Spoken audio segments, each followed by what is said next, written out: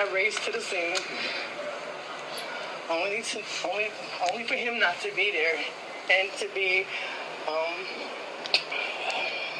welcomed by CMPD and crime scene there. Took my son over to the hospital. I ran over there.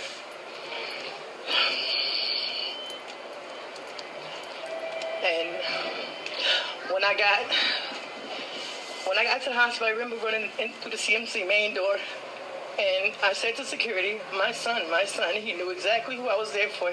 He directed me to a family room. For the record, I don't do family rooms in hospitals because to me they don't need nothing but bad news. A couple of minutes later, a lady came around the corner and she said she's coming to get the Pate family. She brought us upstairs, and within 2 minutes, I was in the back. They had my son ready for me to come in and see him.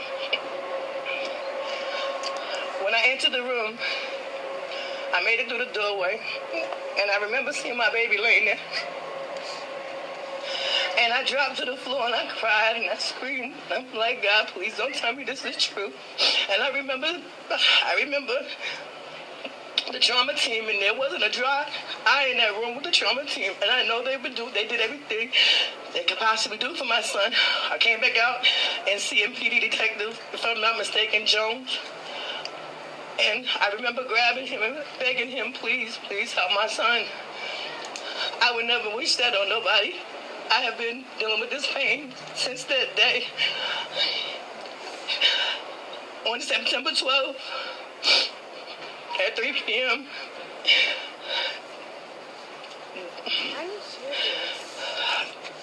the injury subsided my son, and the doctor went and pronounced him at 3 p.m.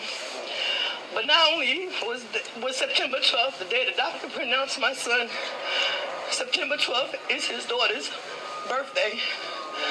So it hurts me to my heart that someone would, literally, my son didn't bother nobody, and that I know the detectives that did their footwork. He would give you anything he had. But it hurts me because for the rest of my life, his daughter's birthday is the same day he passed. I try to keep myself busy. It hurts me. And that was his name. We called him Busy. I try to keep busy doing different things. I try to involve myself with the police and everything. And I know they're doing the best they can. You know, like I said, I'm still, you know, they have made arrests, but I know they still working my case because my case ain't over yet. So it's like I'm on both sides. So I'm feeling, I'm with everybody on a solved case and an unsolved case. I just wish that they had laws down here like they got in New York. They get gun charges and stuff down here. They're out the next day. They're out in 2 or 3 hours on $5,000 bonds. And I know it's not the police department. That's not their position. It's not them. We need to get the government involved. They need to make a stricter law. They need to stop being a revolving door with these people being possessions with guns. You know, I lost my baby, 25 years old. And like I said, to this day, I still go through the pain.